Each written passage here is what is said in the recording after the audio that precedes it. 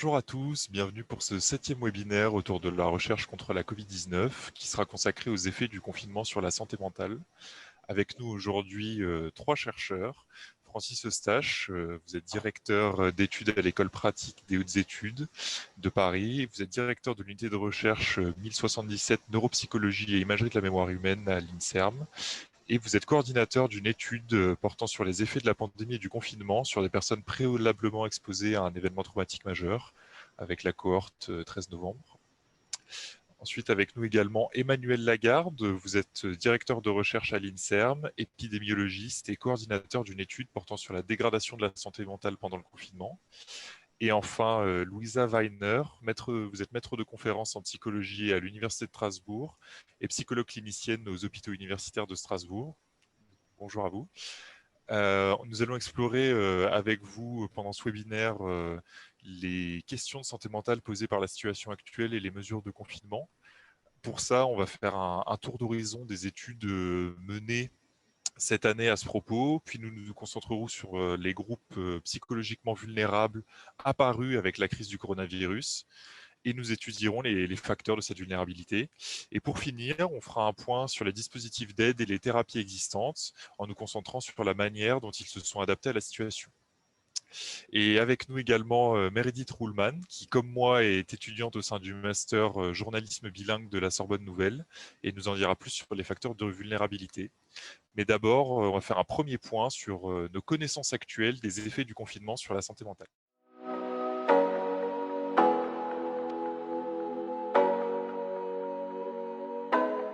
C'est quelque chose qu'on entend régulièrement depuis un an. La situation est inédite. La majorité d'entre nous n'a jamais été confrontée à la mise en quarantaine avant et personne ne l'a vécu à une échelle aussi massive que celle des confinements nationaux. Cette situation exceptionnelle est un challenge pour la recherche en psychologie qui n'avait quasiment pas de données sur lesquelles s'appuyer il y a un an pour informer éventuellement les décisions politiques. Donc l'un des premiers travaux d'envergure fut la publication d'une synthèse dans le Lancet qui faisait le point en fait sur les conclusions de 24 études menées entre 2004 et 2019 sur l'impact psychologique des mesures de quarantaine sur les populations ayant dû s'y plier durant des épidémies passées. Et les conclusions de ces études convergent.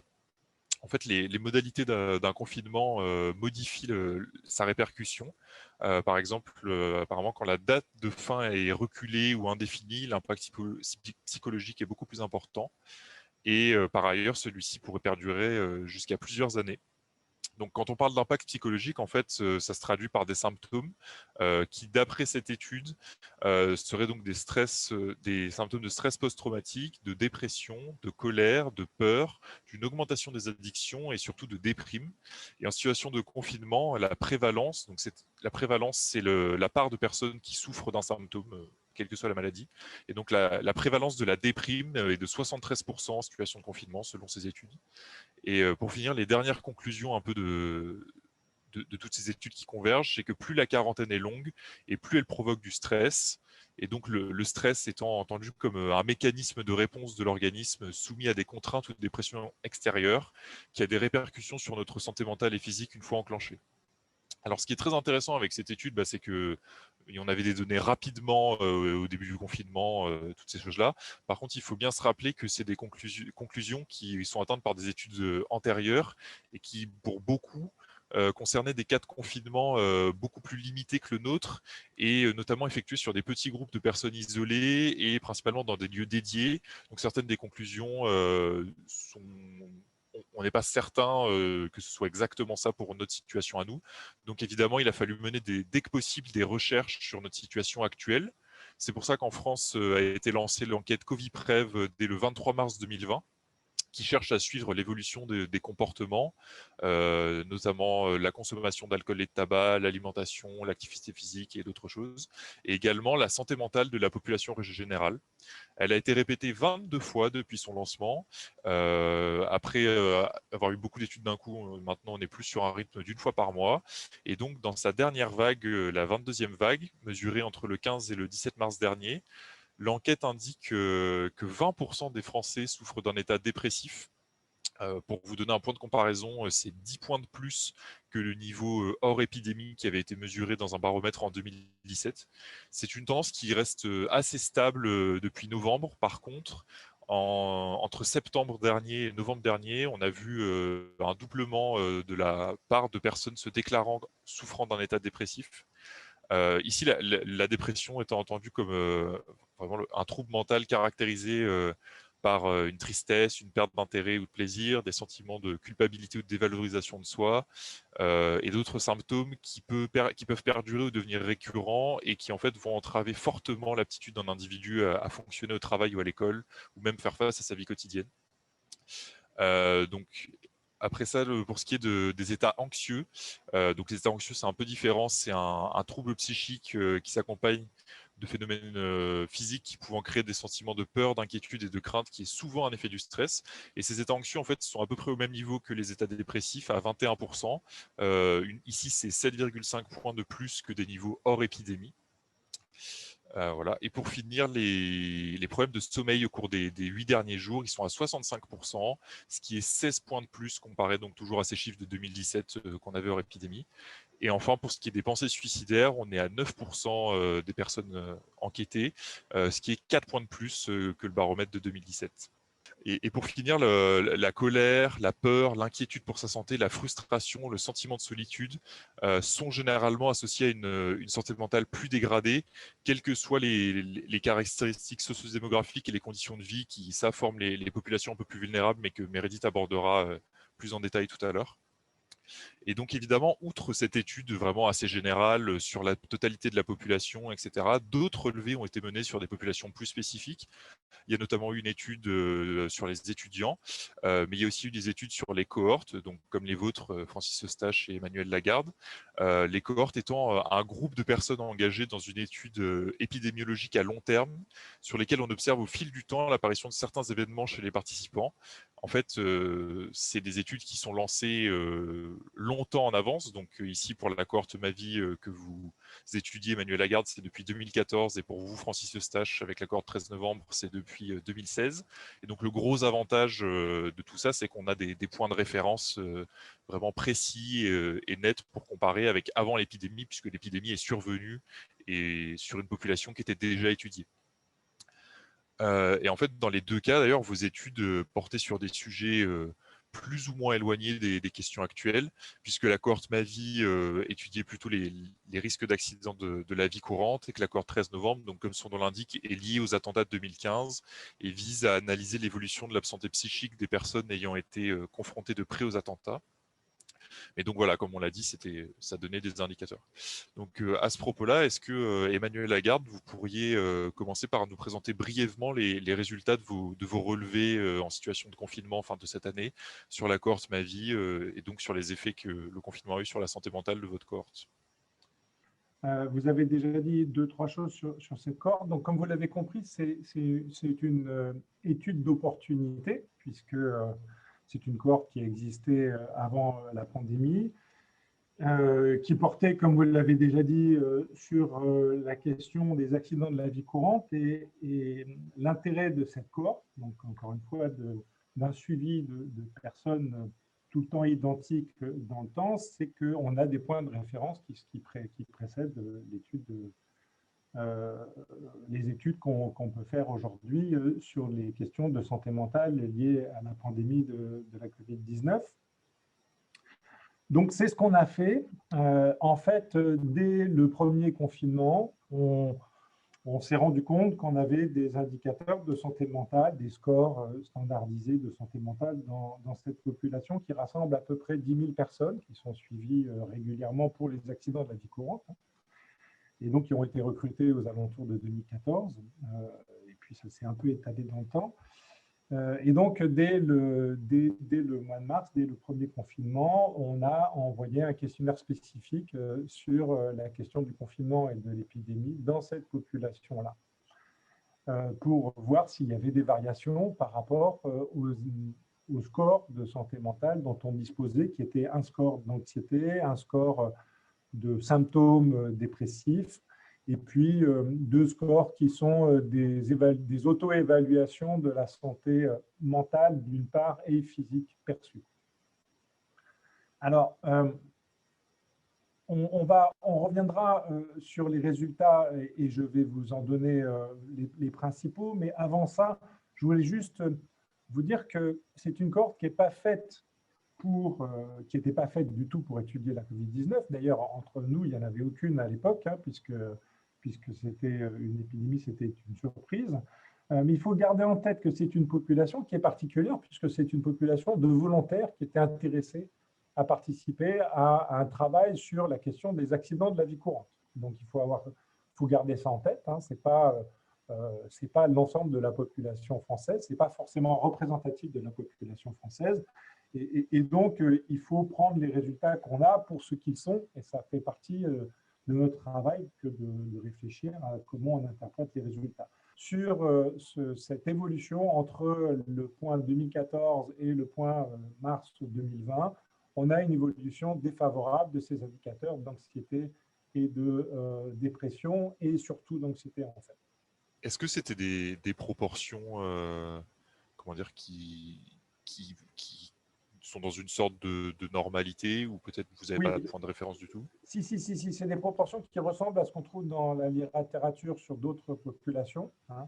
En particulier le score pour les symptômes d'anxiété, vous voyez, on est autour de 20%.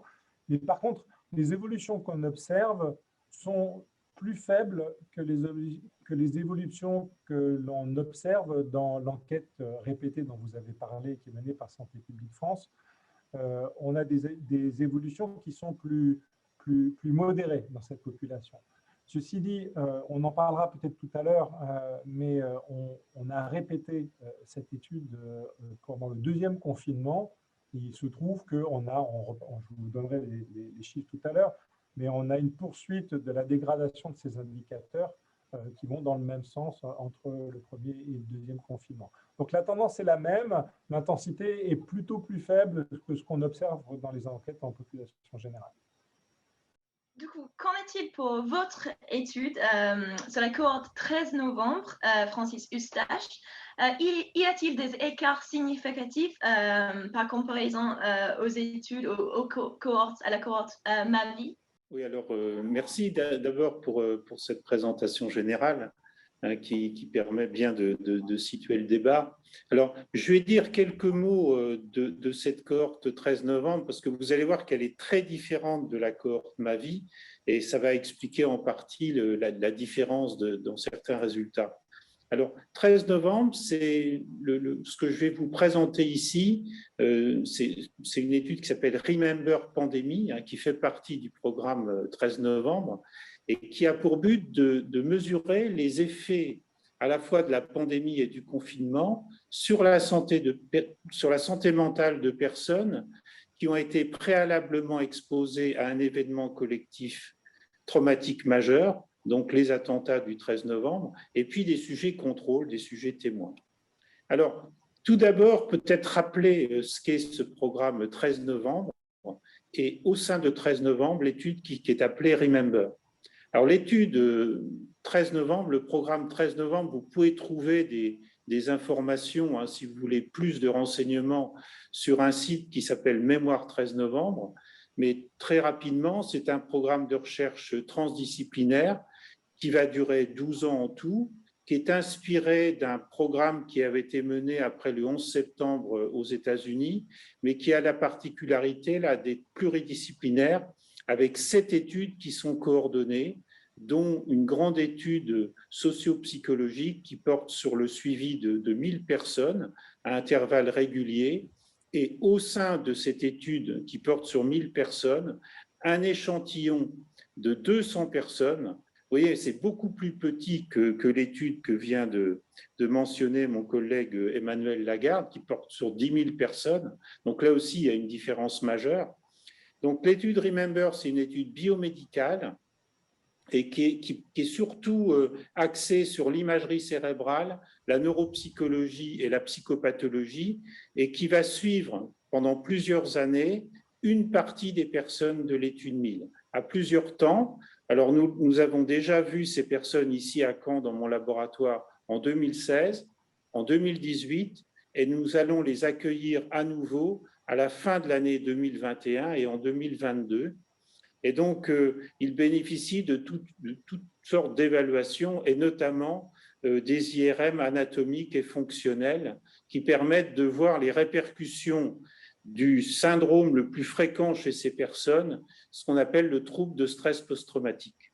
Alors, quand la situation de pandémie et de confinement est survenue au mois de mars 2020, nous devions appeler ces personnes et en accord avec le promoteur de l'étude qui est l'INSERM, nous avons fait un amendement et nous avons mis en place cette étude ancillaire qui s'appelle Remember Pandémie, donc qui avait donc pour but d'appeler ces personnes, de les contacter, les 200 personnes en question, évidemment celles qui étaient d'accord, et de les appeler à 2 reprises pendant le confinement strict, c'est-à-dire entre la fin du mois d'avril et le début mai, et puis pendant la phase dite de déconfinement, c'est-à-dire pendant l'été autour du 14 juillet 2020.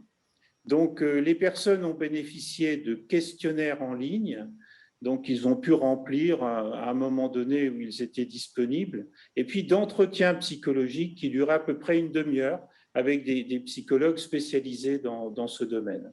Alors, un peu comme là, il y a un point de comparaison avec l'étude MAVI, c'est que nous bénéficions déjà de données concernant ces personnes, de données antérieures qui avaient été recueillies en 2016 et en 2018, avec des questionnaires qui portent sur la santé mentale, le trouble de stress post-traumatique, la dépression, l'anxiété, etc. Je ne vais pas détailler tous ces questionnaires, et nous avons repris ces questionnaires que nous avons proposés à nouveau au mois de mai et au mois de juillet 2020. Alors, ça donne en fait comme ça 4 scores, 4 moments d'évaluation qui vont être bien sûr très intéressants à comparer par rapport à des populations, comme il y en a beaucoup d'études actuellement, mais qui portent sur des populations pour lesquelles on ne dispose pas de scores antérieurs. Alors, sur ces diapos, j'ai juste très rapidement montré quelques diapos qui montrent les principaux scores. Alors d'abord, un score de trouble de stress post-traumatique, qui est le syndrome qu'on pourrait attendre dans certaines situations, quand les personnes sont vraiment confrontées à un traumatisme. Ça, c'est peut-être un point de discussion qu'on aura par la suite, parce que est-ce que la pandémie et le confinement, c'est un traumatisme? C'est certainement pas le cas chez la majorité des personnes, ça l'est pour d'autres. Alors, la question qui se posait là pour notre cohorte singulière 13 novembre, c'est-à-dire des personnes qui ont vécu un événement traumatique antérieur, est-ce que cette situation particulière peut réactiver en quelque sorte le traumatisme? Alors, nos résultats montrent que ce n'est pas le cas. On a toujours 4 temps d'études, le temps 2016, on pourrait dire, le temps 2018, le temps du confinement et le temps du déconfinement, et on n'a pas de différence majeure au temps qui nous intéresse, c'est-à-dire le confinement et le déconfinement. Donc on peut dire qu'il n'y a pas de réactivation du trouble de stress post-traumatique pendant le confinement et pendant le déconfinement. Donc là, la diapo suivante, ce sont les scores pour permettre d'avoir des données plus précises. Ensuite, c'est l'anxiété, alors qui est mesurée par une échelle dédiée. Alors, c'est certainement le résultat majeur pour l'étude Remember Pandémie, puisqu'on voit une augmentation de l'anxiété pendant le confinement, pendant la phase donc du mois de mai 2020, et puis ce résultat se stabilise pendant le déconfinement, et ça c'est vrai pour les 3 groupes de personnes, c'est-à-dire les personnes dites témoins, qui n'avaient pas été confrontées à l'événement traumatique, et puis les personnes qui ont été confrontées aux événements du 13 novembre, qu'ils aient ou non développé un trouble de stress post-traumatique pendant les premiers moments, disons, des évaluations, c'est-à-dire en 2016 et en 2018. Donc, pour toutes ces personnes, on voit une augmentation significative de l'anxiété qui va perdurer. Ensuite, la dépression, donc on a aussi une échelle dédiée de dépression.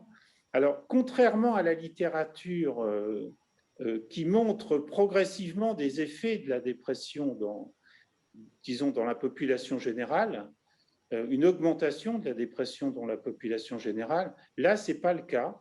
Alors, bien se souvenir que ces résultats sont obtenus au début de la période de confinement et lors du déconfinement. Peut-être que c'est trop court pour observer des symptômes dépressifs, mais pour nos 3 groupes de sujets, on a les mêmes résultats et on n'a pas d'augmentation des paramètres liés à la dépression. On a une variabilité plus importante chez les personnes qui présentent ou qui présentaient un PTSD, un trouble de stress post-traumatique, mais on n'a pas d'informations majeures à ce sujet. Et puis la dernière échelle que je commente rapidement, c'est une échelle de bien-être. Et on voit une diminution du bien-être. C'est bien sûr en lien avec les autres paramètres que j'ai mentionnés, notamment l'anxiété. On a une diminution du bien-être qui est significative, notamment chez les sujets contrôle, mais on voit également une tendance très importante chez les sujets qui ont été confrontés à l'événement traumatique. Dans les résultats que vous avez donnés, vous parliez notamment, Emmanuel Lagarde, mais il me semble que c'était le cas pour vous aussi, Francis Eustache, d'une tendance à la baisse pour les indicateurs, enfin plutôt pardon, une augmentation des états dépressifs ou anxieux, etc., entre les premiers et deuxièmes confinements. Est-ce que c'est une augmentation, disons, qui est linéaire, ou est-ce qu'il y a entre guillemets une explosion, peut-être pas jusque-là, mais vraiment une augmentation beaucoup plus rapide entre le premier et le deuxième confinement des états anxieux et dépressifs? C'est plutôt linéaire, ce n'est pas du tout une explosion. D'accord. Ça concerne effectivement plus l'anxiété que la dépression. C'est intéressant quand même d'avoir ces 2 cohortes côte à côte parce qu'en fait, elles se ressemblent énormément en termes de méthodologie.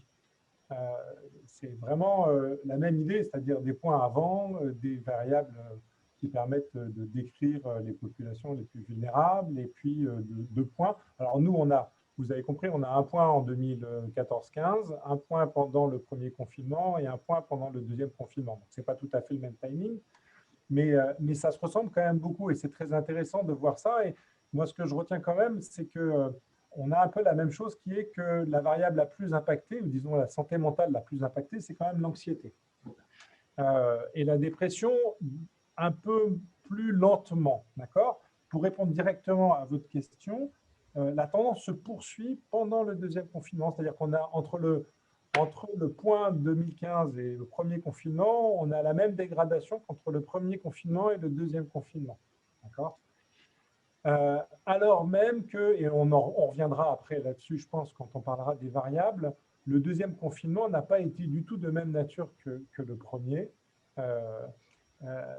Et finalement, on reviendra encore une fois tout à l'heure là-dessus, mais quand on regarde les variables explicatives, on se rend compte que finalement, ce n'est pas forcément la façon dont on vit le confinement qui explique cette dégradation.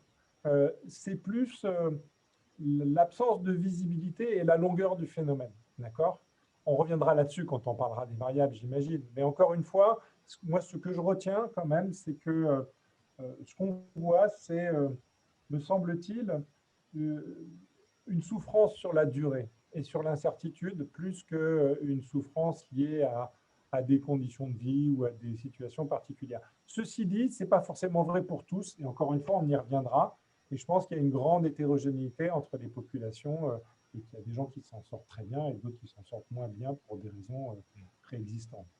Oui, alors je peux commenter aussi. Moi aussi, je trouve que c'est très intéressant de mettre en parallèle ces deux études de cohorte qui ont des points de ressemblance, puis qui ont aussi leurs particularités. Et je pense que là, il y a une discussion qui est vraiment très intéressante. Alors, pour l'étude Remember, ce que montrait notamment le score d'anxiété, qui est effectivement le plus intéressant, c'est une baisse de l'anxiété aux 2 premiers temps de l'étude, c'est-à-dire entre 2016 et 2018, schématiquement, les personnes vont mieux. Globalement, les personnes vont mieux. Et puis, survient le confinement et la pandémie, et là, on voit une augmentation d'anxiété. Et cette augmentation d'anxiété, elle se maintient pendant le déconfinement. Alors, je ne peux pas totalement répondre à votre question sur le fait que ce soit linéaire ou pas, vous voyez, parce que ce n'est pas facile, on a 4 points. Et pour ce qui concerne l'étude Remember, pour l'instant, on ne va pas au-delà pour des raisons de méthodologie, c'est-à-dire qu'on a une nouvelle étude, la troisième phase de Remember au sens strict, qui est prévue à la fin 2021 et 2022, et on ne pouvait pas multiplier les mesures en amont parce qu'on risquait de fausser en fait l'étude Remember au sens strict. Donc, il faut qu'on exploite dans un premier temps le moment du confinement et le moment du déconfinement. Mais ce qui est intéressant à retenir, c'est effectivement les effets qui semblent assez massifs sur l'anxiété, qui sont beaucoup plus ténus sur la dépression. Mais peut-être que là, c'est parce qu'on n'a pas continué les mesures. Peut-être que la dépression, elle s'installe peut-être chez certaines personnes. Je pense qu'il faut bien sûr retenir cette notion d'hétérogénéité, d'ailleurs qu'on a bien vu dans les entretiens psychologiques qu'on a commencé à analyser. Il y a une grande diversité. Il faut bien voir qu'il y a des personnes qui sont protégées par le confinement, qui se sentent mieux pendant le confinement, alors que d'autres, au contraire, ont ces éléments d'anxiété qui sont massifs.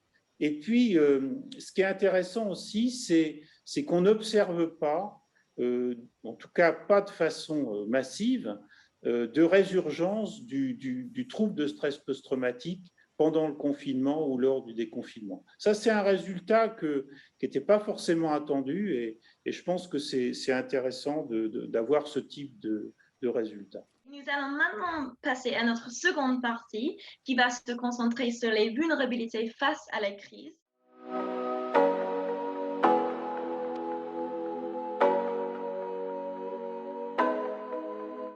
Plusieurs études ont été lancées pour suivre l'évolution de la santé mentale de la population pendant et après le confinement, qui ont identifié que certaines populations comme étant plus vulnérables que d'autres. Il y a notamment une grande étude sur la population générale lancée par la Santé publique France lors du premier confinement, qui s'appelle Covid-PREV, qui étudie les échantillons de 2000 personnes de 18 ans et plus résidant en France métropolitaine, avec un échantillonnage par quota de sexe, d'âge, de catégories socio-professionnelles, etc. Les résultats de l'étude montrent que la dégradation de la santé mentale est supérieure chez les personnes en situation de précarité, les personnes ayant des antécédents de troubles psychologiques et les jeunes. L'étude MAVI montre aussi les résultats similaires. Du coup, nous souhaitons maintenant nous entrer de plus près à ces populations afin d'identifier pourquoi elles ont été plus touchées face à la crise. Du coup, les résultats de votre étude sur la cohorte MAVI, Emmanuel Lagarde, montrent que les personnes en mauvais état de santé physique avaient un risque 3 fois plus supérieur de présenter des symptômes d'anxiété. Pourquoi c'est le cas? Quel est le lien entre la santé physique et mentale? Alors, bon, ce sont des résultats qu'on retrouve dans d'autres études. La raison du pourquoi est difficile, c'est difficile de répondre à cette question. Et puis, l'autre question, c'est aussi de se dire que il peut aussi y avoir un effet dans les deux sens, c'est-à-dire que le fait d'avoir une situation d'anxiété particulière peut rendre la perception de la santé physique dégradée. Donc, c'est un petit peu difficile d'interpréter ce résultat. Moi, ce que je retiens des associations que nous, on trouve dans notre cohorte, c'est que les gens qui sont les personnes qui souffrent le plus ou pour lesquelles les scores d'anxiété se dégradent le plus pendant cette période-là sont les gens qui ont des vulnérabilités préexistantes, que ce soit de santé physique ou de santé mentale. Par contre, et j'insiste un petit peu sur ce point, il ne semble pas, on a regardé si ces scores d'anxiété étaient liés à des événements liés au Covid, c'est-à-dire le fait d'être concerné par donc la pathologie Covid-19 et de savoir si, encore une fois, si on était soi-même soit diagnostiqué, soit suspecté, soit dans la famille, on avait des personnes qui étaient impactées par le Covid-19. Et on ne trouve pas d'association importante avec cette situation-là. Donc, il ne semble pas que cette anxiété soit liée à à la pathologie et donc à la santé, à la dégradation de la santé physique liée au Covid-19, voire même à la dégradation de la situation pour l'entourage ou la famille. D'accord ? Par contre, ce qui semble être important, ce sont plus des variables du type, encore une fois, vulnérabilité préexistence, et aussi, on en parlera peut-être tout à l'heure, l'accès à l'information et aux réseaux sociaux, des choses comme ça qui semblent avoir une importance dans cette montée de l'anxiété dans cette période particulière, sinon du confinement, en tout cas de cette période de pandémie.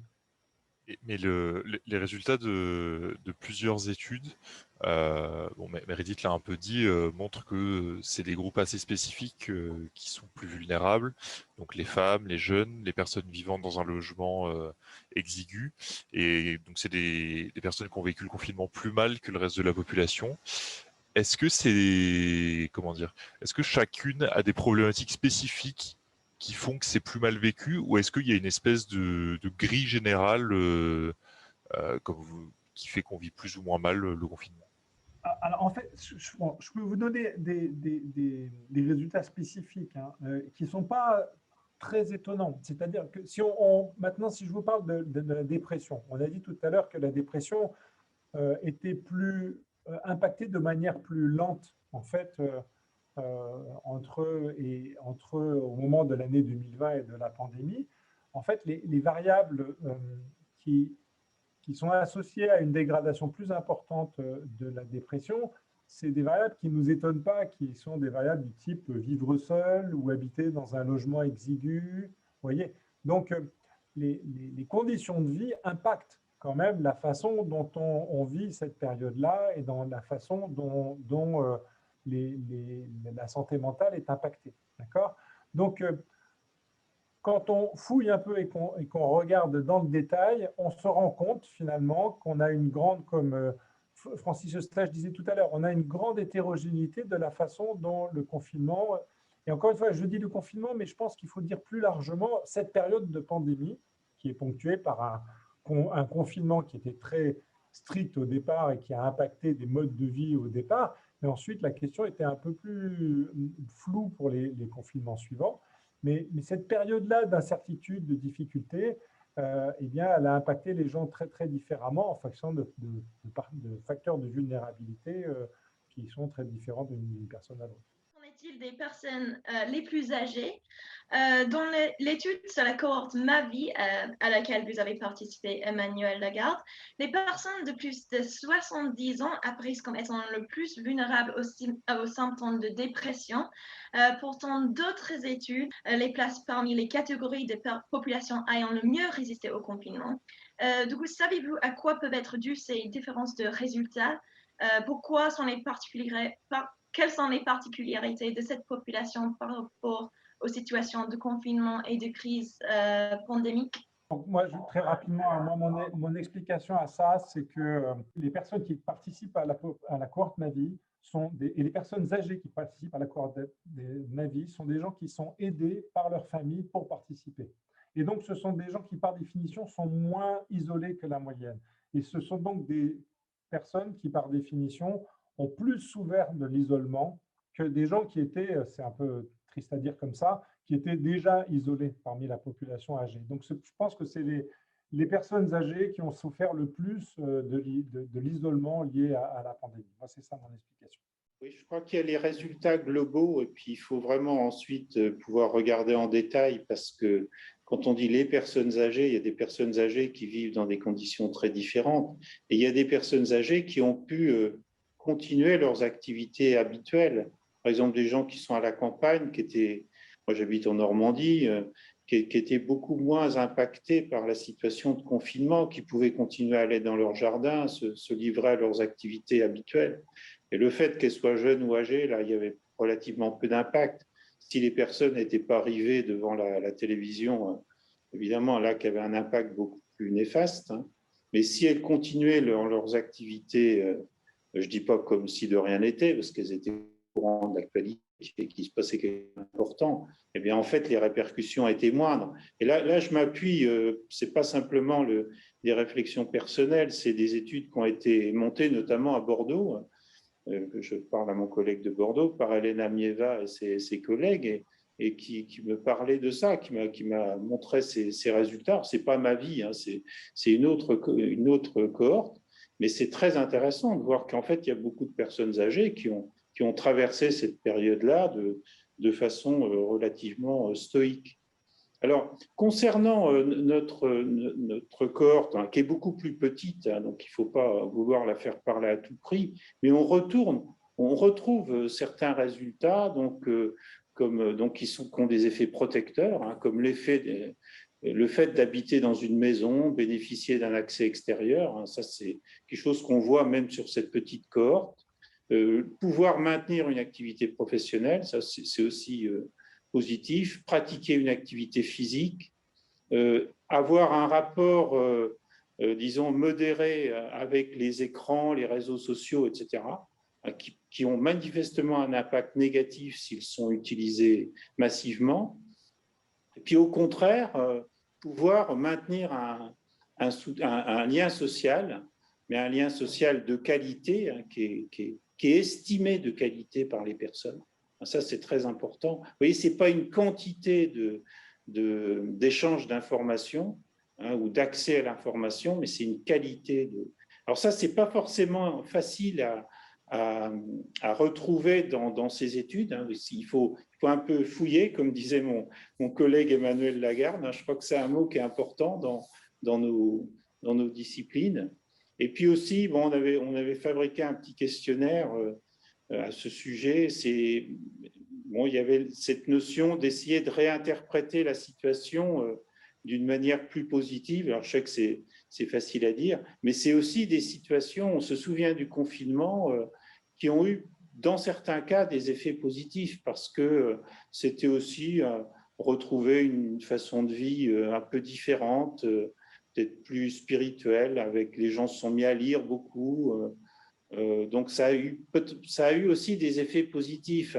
Je ne suis pas du tout en train de dire que la pandémie et le confinement, c'est une situation positive, mais ça a pu être, disons, vécu d'une façon plus positive.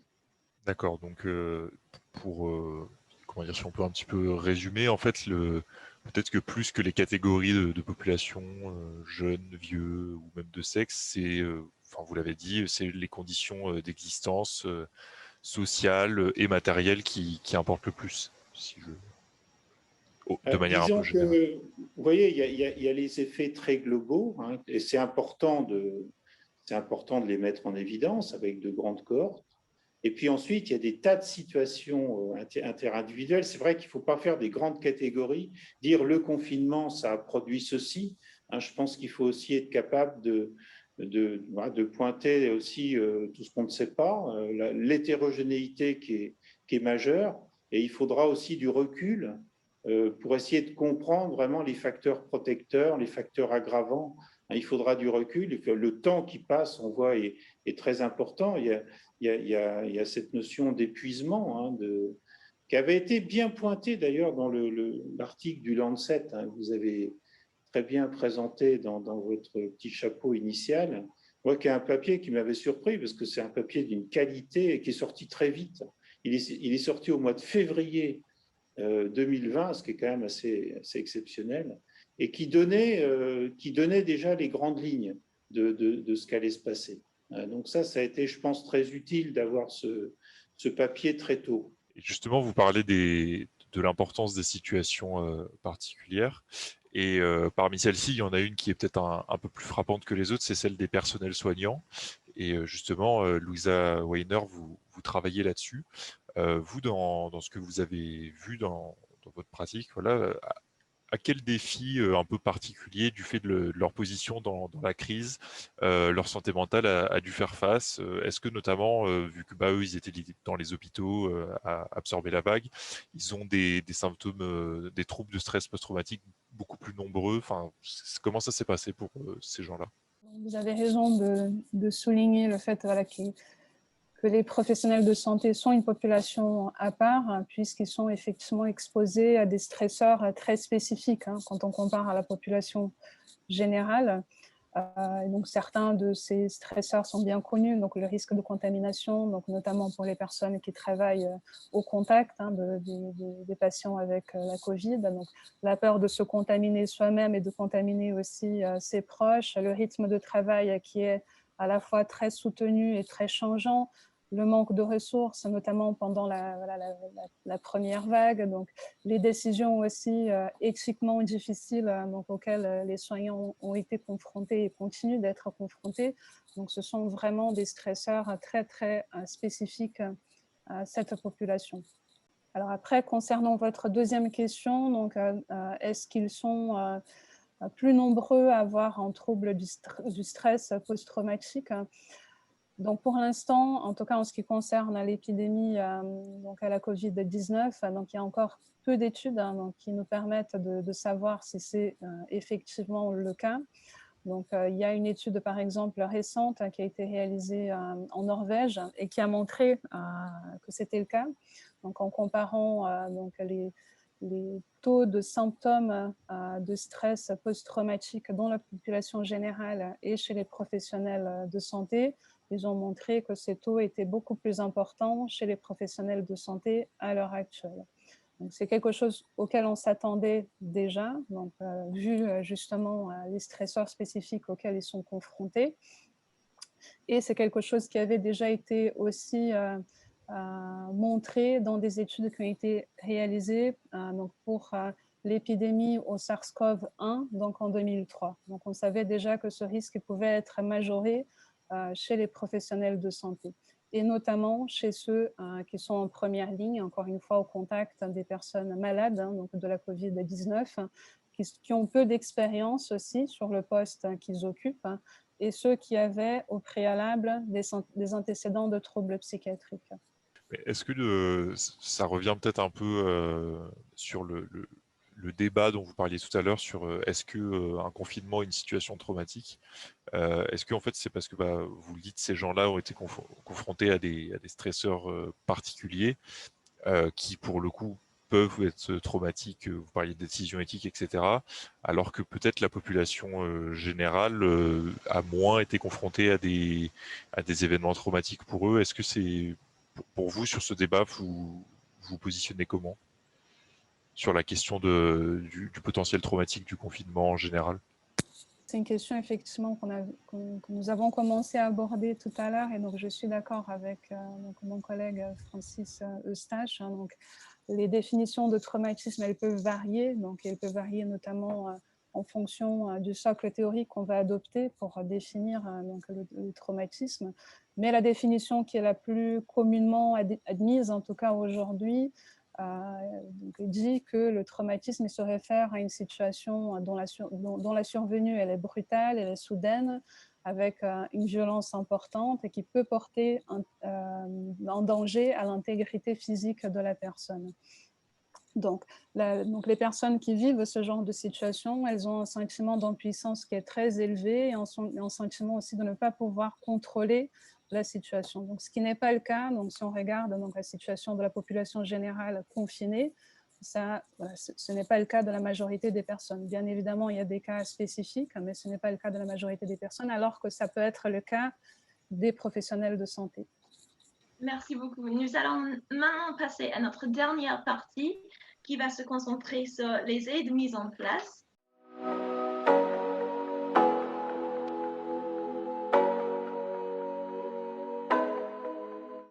Nous vivons toujours avec la pandémie du Covid-19, approchant aujourd'hui la fin du 3e confinement. Nous aimerions donc parler des dispositifs disponibles aux personnes qui souffrent actuellement de leur santé mentale. En parler, c'est déjà se soigner est le slogan d'une nouvelle campagne de sensibilisation par la Santé publique France et le ministère des Solidarités à destination du grand public. L'objectif, c'est d'encourager de la parole auprès de son entourage d'un professionnel de santé et de recourir aux dispositifs d'information, d'écoute et de soutien psychologique. Un nouveau numéro vert d'appel téléphonique a été créé par le gouvernement pour répondre à toutes questions liées au coronavirus, mais aussi pour orienter les personnes qui en ont besoin vers un soutien psychologique. Et le numéro, c'est 0800 130 000. Le site psychom.org est aussi un site d'information qui propose une information fiable sur la santé mentale et les troubles psychiques. La campagne cible aussi les plus jeunes de 18 à 24 ans qui sont les plus sensibles au confinement, comme nous avons discuté. Il y a des dispositifs spécifiques pour les étudiants dont un récapitulatif peut être trouvé sur le site étudiant.gouv.fr sur la page Besoin d'une aide psychologique. Il y a notamment le dispositif Santé Psy étudiante, qui est le dispositif offrant les fameux chèques psy. Tous les étudiants qui le souhaitent peuvent accéder gratuitement à jusqu'à 6 consultations auprès d'un psychologue et 1476 psychologues sont inscrits sur la plateforme. Enfin, nous rappelons à tous qui nous regardent qu'une aide gratuite en matière de santé mentale est disponible sur le site de Santé publique France pour tout le monde, de tous les âges et de toutes les circonstances. Et toujours à ce sujet, nous aimerions maintenant parler de façon dont les dispositifs de soins de santé mentale se sont adaptés à la crise sanitaire, notamment passant du face-à-face au virtuel. Louise Weiner, vous êtes spécialiste de la thérapie comportementale et cognitive. Pouvez-vous d'abord nous expliquer ce que c'est? Oui, donc je vais essayer de faire très court. Donc la thérapie comportementale et cognitive, ou TCC, c'est sous ce terme qu'on la connaît le mieux, est une famille de psychothérapie pragmatique et relativement brève qui s'est construite sur un socle scientifique solide. Donc, l'efficacité des TCC a été montrée dans de nombreux troubles, dont notamment la dépression et les troubles de stress post-traumatique. Donc, dans les TCC, nous partons du postulat que les difficultés qu'on peut avoir apparaître dans nos vies à certains moments, elles sont apparues du fait d'une interaction entre une vulnérabilité qu'on peut avoir et des situations qui vont générer une réponse qui va être apprise avec le temps. Donc, ces réponses qui vont être apprises avec le temps peuvent être renforcées par des comportements qu'on peut mettre en place pourtant pour essayer de les changer. Donc, on va voir les choses souvent sous un prisme de l'interaction entre les pensées, les comportements et les émotions qui peuvent parfois générer des cercles vicieux qui peuvent maintenir des problèmes. Et de manière générale, que ces types de soins, de thérapie, comment ça se passe, notamment pour vous avec la dématérialisation? Est-ce que ça crée des grosses différences dans les thérapies que vous menez, ou c'est des méthodes qui s'adaptent bien pour vous à la distanciation et au virtuel? Alors, au départ, donc là, je parle à la fois de ma propre expérience et puis aussi ce qui commence à être rapporté dans la littérature par rapport à l'expérience des professionnels de santé mentale au sens large. Donc, au départ, il y avait beaucoup d'appréhension, beaucoup de crainte par rapport à ce passage du face-à-face, parce qu'habituellement, les psychothérapies, de façon générale, sont le plus souvent réalisées en face-à-face, vers ce format dématérialisé, donc que ce soit via téléphone ou via des consultations vidéo. Donc, au départ, il y avait beaucoup de craintes par rapport à ça. Donc, on a dû s'adapter vraiment à la dernière minute parce qu'on n'était pas préparé. Donc, même si c'est quelque chose dont on connaît l'existence et auquel on se prépare parce que c'est quelque chose qui peut faciliter l'accès aux soins pour certaines populations. Mais voilà, on n'était pas préparé en tout cas à s'adapter aussi vite.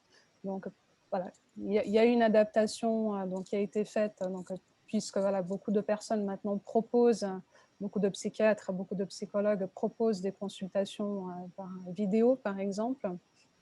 Et donc, ça se passe de façon générale plutôt bien. Donc, si nous regardons aussi les retours qualitatifs donc dans la littérature scientifique, des expériences des psychiatres et des psychologues avec le format dématérialisé, donc le format vidéo, donc globalement, les expériences sont plutôt positives puisque ça permet de maintenir justement la continuité des soins. Avec certains inconvénients qui sont liés au format, même des consultations, parce que du coup, avec la vidéo, on a moins accès aux signes non-verbaux, par exemple, qui sont très importants pour qu'on puisse s'ajuster donc, en psychothérapie, et puis pour qu'on puisse aussi savoir dans quel état de santé psychologique la personne elle est. Il y a aussi des problèmes de confidentialité parce que donc, il y a des personnes qui n'arrivent pas à s'isoler pour bénéficier de leur consultation. Donc, du coup, il y a des proches qui sont autour. Donc, du coup, ça peut rendre les choses un peu plus compliquées. Mais voilà, ce sont des choses qu'on apprend à gérer. Donc, de plus en plus, donc on connaît ces freins et on sait comment les contourner pour pouvoir continuer de proposer ces thérapies qui, apparemment, sont tout aussi efficaces que les thérapies en face à face. On a parlé tout à l'heure des personnels soignants et le stress des personnels soignants. Et on voulait demander quel est l'impact du stress exactement sur la santé mentale. Comment le définit-on? Alors, donc, le stress, il est une réponse physiologique qui est complètement normale. Donc, c'est une réponse physiologique face à des situations qui requièrent un changement, une adaptation. Donc dans le champ de la santé mentale, et c'est pour ça que ça nous intéresse particulièrement, même en termes de prévention. Donc on sait que tout le monde a une vulnérabilité biologique ou alors des facteurs de résilience biologique face au stress qui font qu'on a un seuil de tolérance au stress qui est différent en fonction des personnes. Mais face en tout cas à des niveaux de stress qui peuvent être très importants, quel que soit le seuil, donc il va être dépassé. Donc, ce qui signifie que donc, on doit être attentif justement à la fois donc, aux sources de stress, donc ce que j'ai appelé les stresseurs, et à comment on peut s'adapter, s'ajuster à ces stress pour que ça ne dépasse pas nos seuils de tolérance.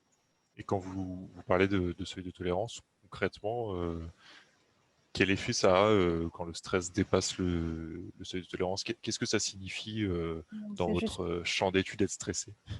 Donc, c'est justement là qu'on peut voir apparaître des troubles mentaux. Donc, quand le seuil de stress il est dépassé, donc du coup, voilà, avec plusieurs modalités en fonction des situations personnelles. Donc, du coup, troubles anxieux, dépression, insomnie, troubles bipolaires, etc. Et pour finir, de manière plus générale, donc là on a parlé de la distanciation des dispositifs qui est nécessaire avec les mesures de distanciation physique, etc. Mais quel dispositif on peut mettre en place en termes de traitement de la santé mentale pour faire face à une crise aussi large que celle actuelle? Moi, je pense que les nouvelles technologies, elles peuvent être très aidantes par rapport à ça. Donc, bon, il y a des stratégies qui ont déjà été mises en place. Donc, vous avez cité dans votre introduction, donc, que ce soit les numéros verts, donc de donner de l'information aussi donc, sur à la fois les risques donc, de certains comportements qu'on peut avoir et qui sont compréhensibles dans des situations de stress. Donc, par exemple, le fait de chercher à s'informer sur les derniers chiffres donc de contamination, mais tous les jours ou tout le temps. Donc, c'est compréhensible parce qu'on est stressé et en même temps, donc, du coup, ça peut aussi maintenir un état anxieux qui peut justement faire dépasser notre seuil de tolérance au stress. Donc, du coup, le fait d'avoir des informations, c'est important et bien évidemment, donc, d'augmenter l'accès aux soins. Donc, du coup, pour augmenter l'accès aux soins, on a besoin d'avoir donc, des soins, donc, ce qui signifie, comme voilà, vous soulignez aussi, donc, la possibilité d'accéder à des professionnels formés donc, pour avoir des psychothérapies en face à face. Donc, ça reste la modalité qui est la plus utilisée, mais qui peut être vite saturée et qui peut aussi avoir donc, certains pour lesquels, en tout cas, on peut retrouver certains obstacles. Donc, par exemple, l'obstacle financier pour ce qui relève des consultations en psychologie. Et c'est pour ça que, justement, donc, la mesure qui commence à être mise en place actuellement, donc, qui vise à favoriser le remboursement des consultations chez des psychologues, ça peut être quelque chose de très aidant et de très utile pour augmenter l'accès aux soins des personnes.